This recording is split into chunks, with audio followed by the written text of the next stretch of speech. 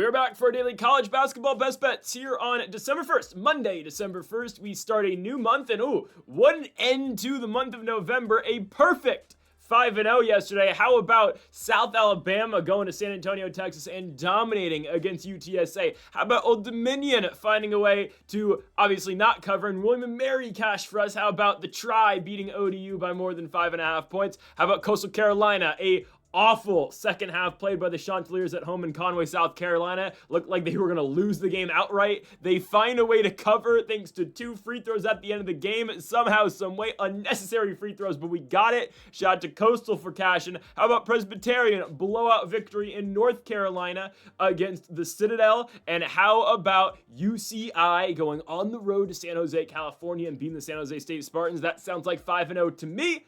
Let's do it again today, eh? Let's do it again today to kick off the new month. Now, folks, before we get into the video, make sure to hit that subscribe button down below for some more daily college basketball best bets here on the channel. Every single day, of course, we've got college basketball best bets and our daily NBA best bets as well, so go make sure to check that out. That'll be on later today on the channel in a couple hours. And today as well, our college football conference championship games predictions. We've got 9 of them, obviously, so that video will be out like they usually are every single week. 4 o'clock Pacific, 7 p.m. Eastern for our college football, I guess technically week 15 predictions here on the channel. And we are back on Greedo Plays MMA this week, obviously, for our UFC 323 predictions. Piotr Yan challenges for the Bantamweight Championship in a rematch against the champ Merab Dvalishvili. Also, PFL Mania predictions will be out later today on Greedo Plays MMA as well. Okay, on to the first of our 5 best bets today for college basketball. Again, perfect 5-0 yesterday. Let's continue to build on this momentum as we kick things off with, actually, let me say this real quick. We will get to the first bet, okay? We're taking Iona to beat Delaware.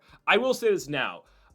This is the worst college basketball slate we've gotten all year long. So proceed with caution. That's what I will say right away. Proceed with caution today, okay? Don't go all in today on some of these bets. This is the best that we can get today specifically. Tomorrow there's some crazy games. UConn's playing Kansas. Michigan State's playing Iowa. Tennessee's playing Syracuse. There's some great games tomorrow. But today we're coming off of the Thanksgiving break. We're coming off of feast week. And you're not going to get the best games on a Monday. But we are getting a game today, by the way, between South Carolina State and Chicago State. They're both 0-8. And it's at 9 o'clock in the morning. Don't bet on that basketball game, okay? I was tempted, but I've decided not to. So again, it's not a great slate today, but we're going to do the best of what we can with it. So we're going to kick things off here in Newark, Delaware at the Bob Carpenter Center between the Delaware Blue Hens and the Iona Gales. I'm going to be going with Iona to win the basketball game. Bob Carpenter, this isn't named after my guy from Masson, is it? Is it actually? Like, the Bob Carpenter? Who, is it? If you don't know, Bob Carpenter was the longtime announcer for the Washington Nationals. He's got no ties to Delaware, though. I'm pretty sure he's from Minnesota. Regardless, from the Bob Carpenter Center, Iona versus Delaware. I'm taking Iona on the road. I understand the game's in Delaware. I don't think it matters. I mean, going from New Rochelle, New York to Newark, Delaware is not that far of a trip, if I'm not mistaken. I will not lie to you. I'm not going to lie to you and say I've been to the Northeast before. I have not, actually. The farthest north I have gotten is Michigan, but still, well, I guess it's more north. Regardless of the fact, I've never been up there, but I believe it's a close trip from New Rochelle to Newark. I'm taking Iona in this spot. Yes, I know that was a long answer to get to that, or long.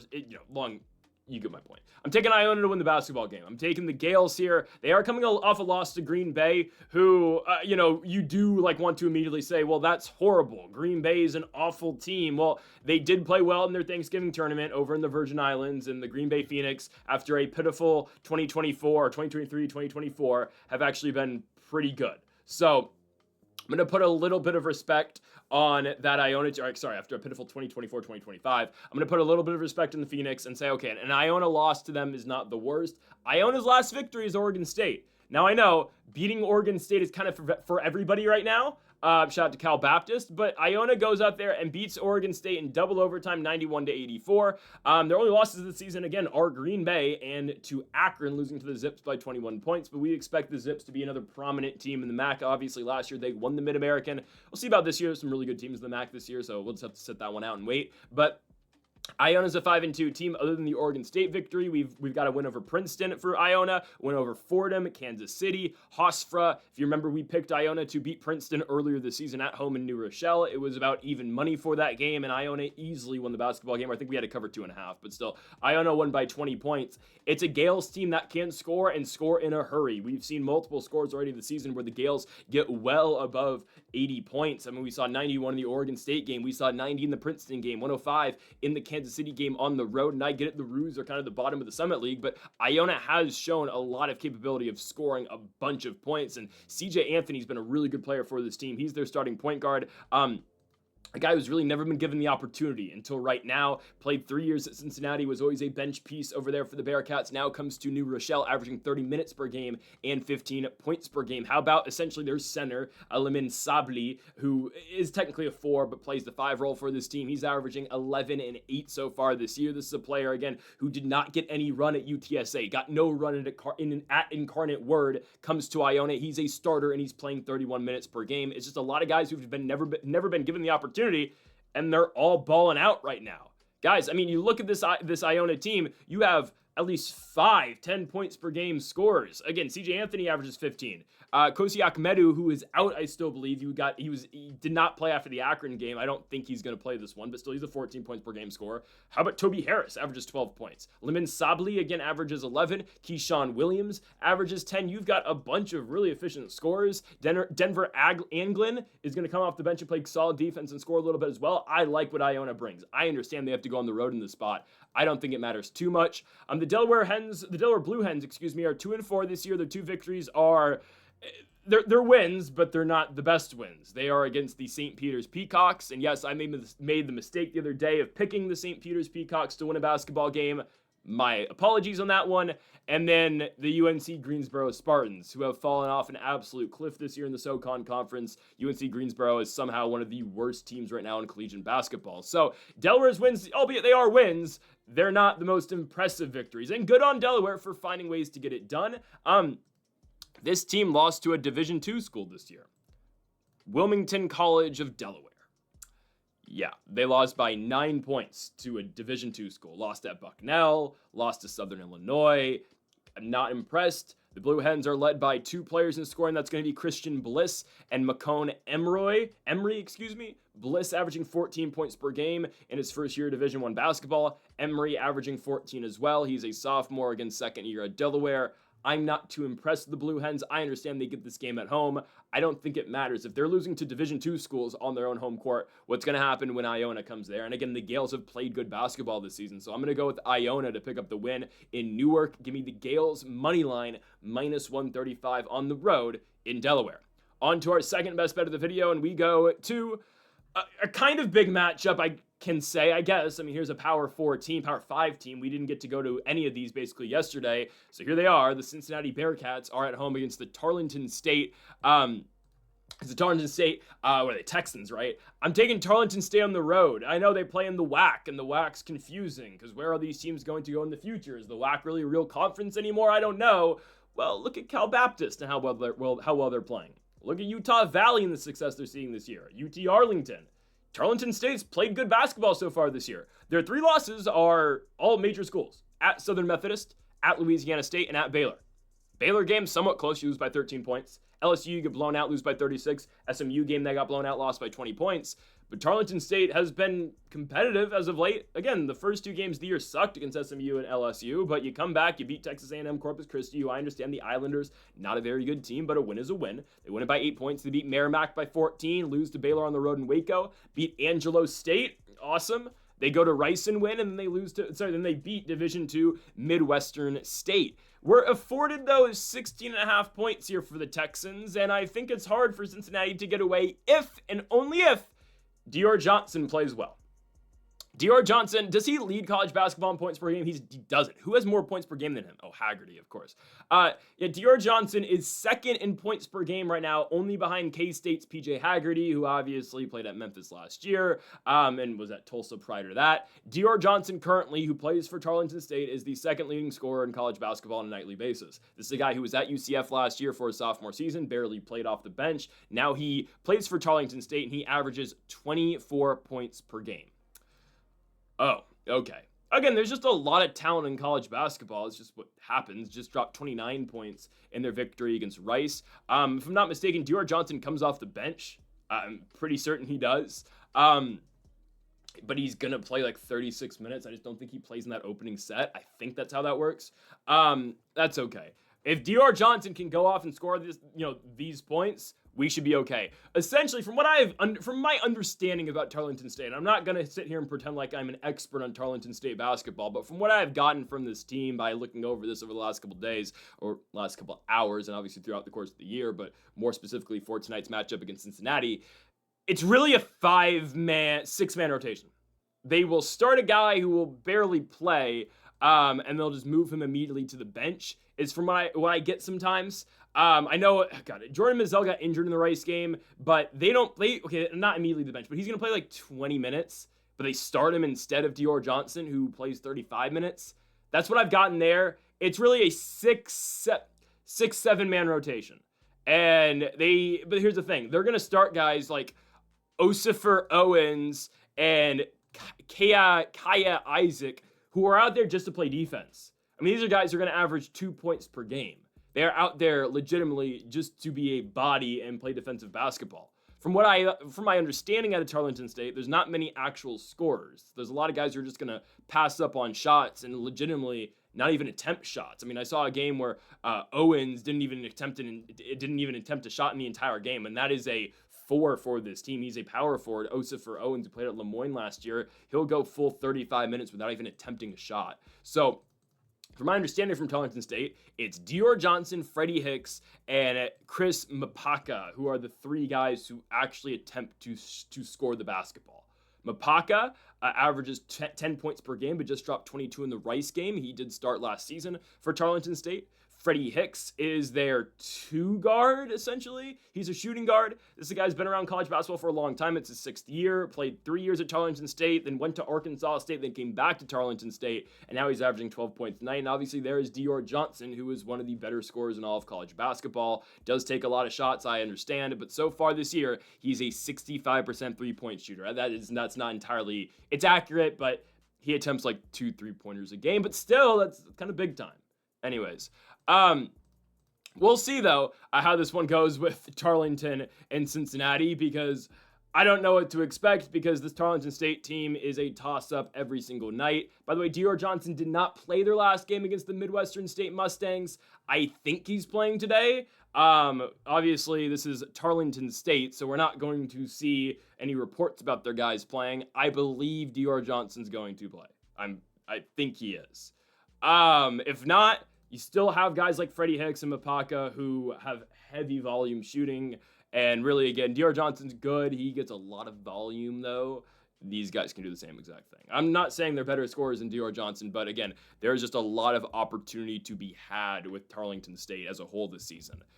Anyways, I look now at, we're going to look at Cincinnati. I mean, this is a Bearcats team that's 5-2 this season. They just lost the game to Eastern Michigan. I mean, that's unbelievable. On your own home court, you lose to EMU. It's a bye game, and you lost. They lost to Louisville. It's a team that obviously has made some changes from last year. Day Thomas is still around, but Jizzle James is gone now. Lukauskas is gone. So again, it's a lot of Day Thomas. He averages 13 points per night. He's been big, obviously a returning player this year for the Bearcats. I have not been impressed at all this year, though, by Cincinnati. I'm not saying they're going to lose this game against Tarleton State. I just don't think they're going to win. They lost a close game to Louisville. I'll give them that. But I mean, that game against EMU is just as bad as it can possibly get. Victories over West Carolina, Georgia State, Dayton, Mount St. Mary's, and NJIT. If we're being given 16.5 points for a high-scoring squad like Tarleton State, I'm going to take it. Not saying the Texans win the basketball game, but I do believe that they are going to find a way to cover. So give me Tarleton State on the road, plus 16.5 at Cincinnati. We now move on to our third best bet of the video, and we go to a matchup between the University of Alabama Birmingham Blazers as they go on the road to Murfreesboro, Tennessee to take on the Middle Tennessee Raiders. I'm going to be going with UAB -3. That's the line I'm seeing right now, so obviously if the Blazers win by 3 points, we push. That's fine. I'm going to take UAB to cover 3 points here on the road. I understand this team got off to a miserable start, and that miserable start means, losing to Alabama State in your own home court. Now, I will say this. The SWAC has impressed me so far this year. At least the top teams in the SWAC. I'm talking Alabama A&M after, we've watched them multiple times this year. Grambling's been pretty good, even though they lost a lot of their players to the Alabama A&M Bulldogs. Prairie View's been okay. The Southern Jaguars have looked very impressive. Obviously, Southern with their close game over in Washington against the Huskies. These SWAC teams they're not playing around anymore, man. Like, I think the SWAC's gonna, the SWAC's always fun. It's been good non-con so far this year. But yeah, UAB loses to Alabama State, and we kind of just said, okay, this team sucks. Well, we paid for it. We took High Point University to beat this team on the road, and unfortunately, the High Point Panthers end up screwing us like they always screw us. Okay, High Point, and did I not say this after it happened too? I was like, yeah, High Point loses to UAB, and we're not going to really think of High Point for another couple weeks, and we're just going to keep checking their record. And every night, yep, High Point keeps winning. It's just what happens. It happened last year to us when they played UNC Greensboro. I pick High Point once or twice a year, and I just randomly always wind up on the 2 games they lose every single year. Whatever, man. It is what it is. Regardless, UAB beats High Point, and they haven't lost since. UAB, again, beats the Panthers. They beat D2 Rhodes. They play South Alabama and beat the Jaguars. They beat Southern Illinois, and they're coming off a victory over UTEP. Earlier in the week, or actually last week, they won their side of the Jacksonville Classic, if I'm not mistaken. So UAB is a 6-2 team now. Chance Westry's been really good scoring-wise for this team, and Jacob Meyer. Both guys are averaging 17 points per game for the Blazers. Again, Westry, saw more high-scoring games at the beginning of the year, but this is a guy who started at Auburn, went to Syracuse, now at UAB, averaging 26.5 points per night. How about Jacob Meyer, man? The other guard for this team, really the point guard on this Blazers squad, seeing a much expanded role now on UAB. Was in and out of the starting lineup last year for DePaul. Now officially, the guy here at UAB, he is the primary ball handler. He's averaging 17 points per game for UAB this year, only averaging 1 assist because I don't know, he just doesn't pass the ball. Now, Chance Westry ends up with the ball in his hands for the most part. Again, Meyer is one of the ball handlers. I should probably clarify. Westry, I think, is the primary ball handler, again, from what I remember from the UAB game and what we have seen since. Because, Westry's got a game where he put up 11 assists against South Alabama. UAB, they should be much better than Middle Tennessee. Hopefully we don't get hit with the High Point curse. I'm gonna start establishing that. Anything related to High Point, we always get screwed on. And obviously the connection is, UAB. The only UAB game that we've picked so far this year has been the High Point Panthers. I think we're gonna be okay, guys. Nothing out of Middle Tennessee so far this season has impressed me. They're a 4-3 team, and just look at the quality of their wins and losses. They've got 4 victories. Look at the wins, guys. What the hell is Milligan College? Webster? They beat Evansville. Now, the Purple Aces, going on the road to Evansville, Indiana. All right, guys, the Purple Aces, in my opinion, are the worst team in the Missouri Valley. That's just the fact. That's the facts, okay? Their only Division I win is Oregon State, and Oregon State, like their football team, can't figure anything out right now in terms of basketball either. So I don't really put much into beating Evansville. Yeah, going on the road's impressive, but you beat Evansville, big whoops. You get blown out up in Ann Arbor against Michigan, obviously. They played Murray State and beat the Racers. Okay, well, Jaw's not there anymore, but no, beating Missouri Valley actually is an impressive win. Murray State's coming off a win actually over George Washington, who, by the way, was in that same tournament as Middle Tennessee, and the Blue Raiders lost to George Washington before ending up playing the McNeese Cowboys and losing to the McNeese Cowboys. They've only beaten Murray State, sure, and then Evansville. And the problem I have from Middle Tennessee, and from what I've seen out of Middle Tennessee, who's your primary bucket getter? Who's your guy in a clutch moment where you need a shot? Who's going to take it? Who's going to be that guy who hits the big fadeaway shot to tie the basketball game up? Is it Kamari Lance? Is it Javin Carter? I don't know. And from what I've watched this year out of Middle Tennessee, there's not that one guy I point at and say, okay, this guy can take over a basketball game. And when you have a game like this against a UAB team who's got multiple very good scores, I didn't even talk about Ahmad Robinson, who's averaging 12 points per night, and Evan Chapman's been really good as their center this year as well. It's a very all-around good basketball team that UAB has this season. So again, I propose the question for Middle Tennessee, who do you have that can just put the ball in this guy's hands, and he's going to take over the game and win it? I don't know who that is. My best guess is Kamari Lance, but then Kamari Lance played a game where he ran cardio, played 28 minutes just a couple games ago. The game against George Washington, Kamari Lance played 28 minutes and scored 2 points against George Washington. Okay. George Washington is better than UAB, but that's a somewhat comparable game. You should be able to go out there and rely on a guy like him to get a bucket. Javin Carter, who's their other really good scorer, he plays 25 minutes and scores 7 points against George Washington. and the team ultimately loses by double digits. But that's the thing. When you're playing big games like this, you need someone who you can go to and say, okay, take over the basketball game. From my understanding, Middle Tennessee doesn't have that. I guess Torrey Alston has been a pretty big scorer as of late, but then he scores 26 against Murray State, 17 against George Washington, and then 6 points against McNeese. And you can say, oh, it's just college basketball. That's how it works.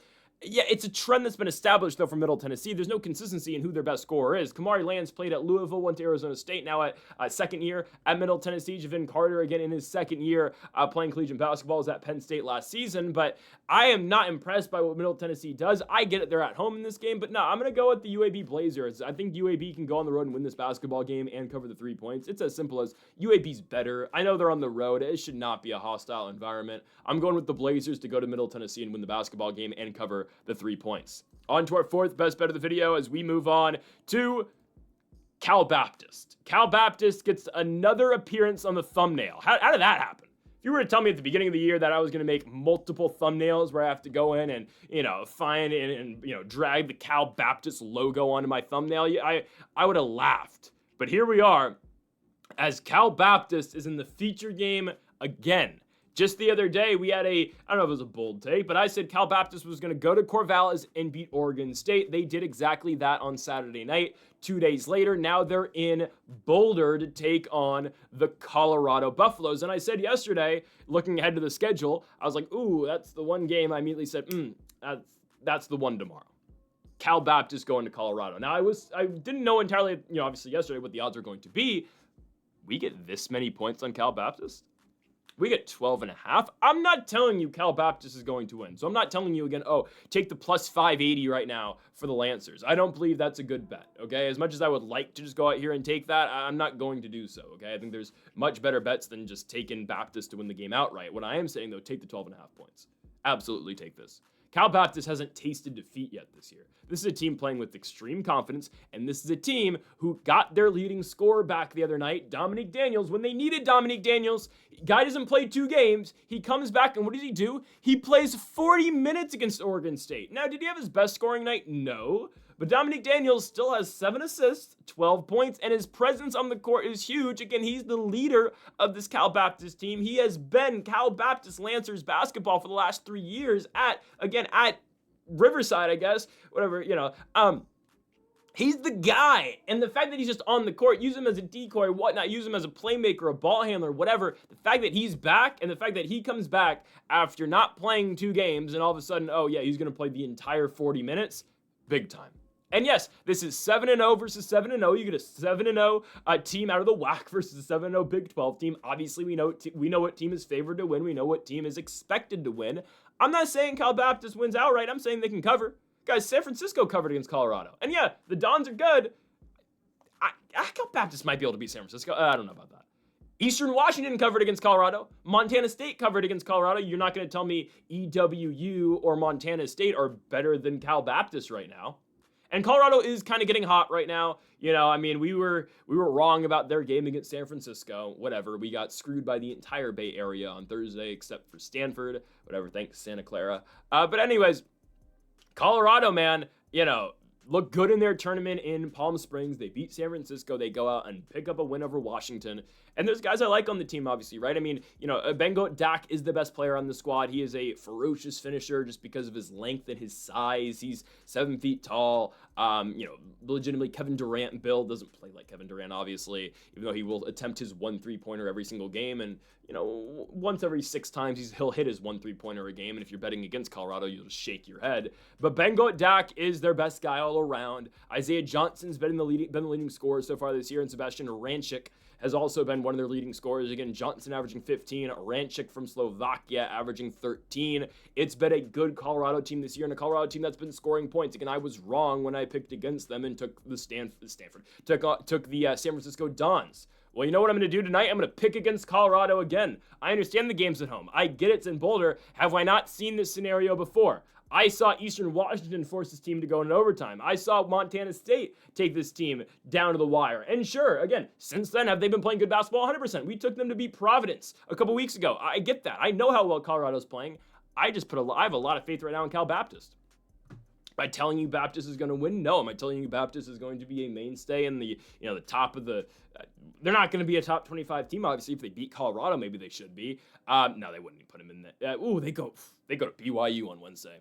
Well, if you win both these games, you're going to be ranked. They're not going to beat Brigham Young, but this is a test, man. I mean, this is Cal Baptist's longest road trip of the year, man.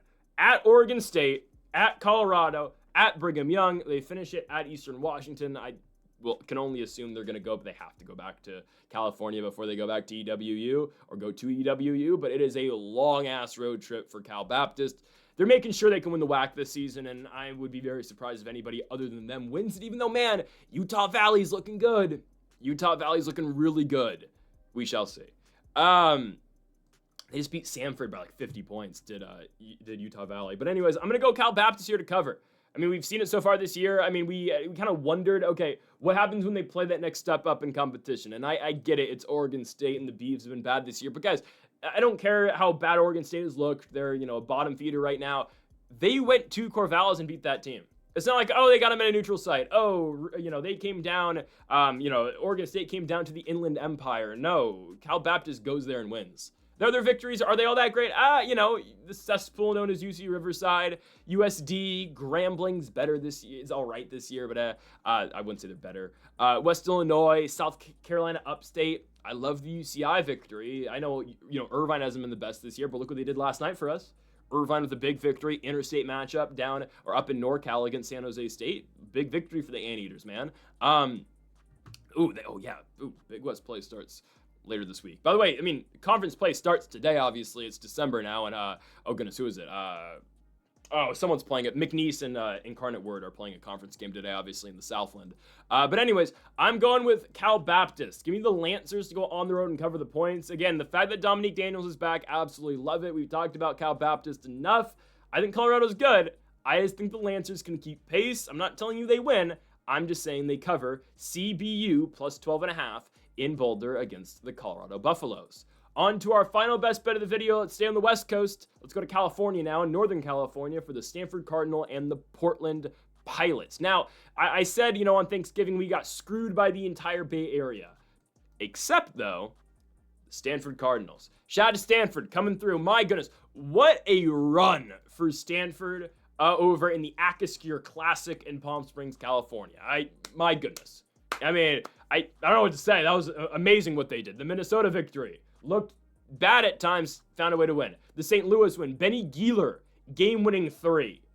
Unbelievable stuff. How did this... Guys, Seattle University, watch out for them, man. Seattle U, I know they lost to Poly this season on their homecoming night, but watch out for Seattle U. The WCC is just a loaded conference this year, and yeah, they did lose to Santa Barbara as well, but Seattle U went to Stanford and beat the Cardinal.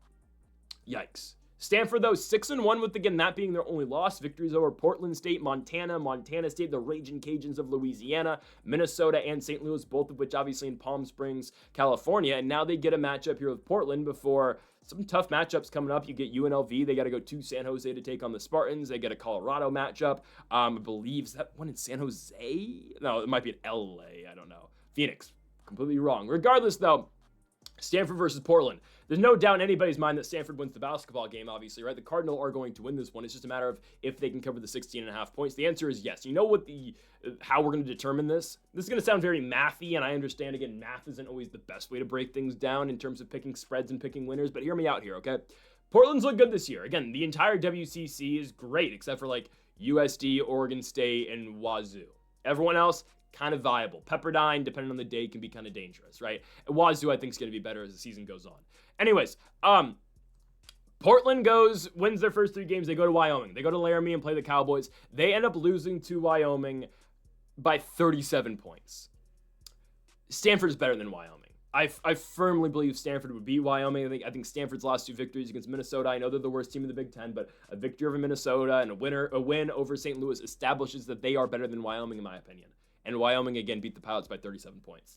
Portland then played Northern Colorado at home, lost by 6, hosted the probable Summit League winners this season in the St. Thomas Tommies, as the Tommies go into Portland and win that game by 10 points. And sure, the Pilots are coming off a victory. They just beat the Beach, known as Long Beach State, obviously. They beat the Beach by 20 points. Guys, my local high school team could probably beat the Beach. Which, oh, well, what about USD? They just lost to Long Beach State. Yeah, my local high school team would probably beat USD as well. It's the reason I banned USD after their first game last season. They're continuously horrible. Stanford should blow Portland out. And it's really a lot what they've is a lot of this has to do with what they did in Palm Springs. I mean, they were never in control of the St. Louis game. They are trailing the St. Louis game through and through, and they find a way to hit that big three with Benny Gieler at the end of the game. The one guy who, again, I watched quite a bit of Stanford basketball, obviously, over the week. Ryan Argawal's regressed like crazy. I was saying earlier in the week, Argawal played quite a bit last year. Why is he playing now? Well, he is playing, and his shot's just so messed up. I don't know. Argawal used to be a very good player for Stanford.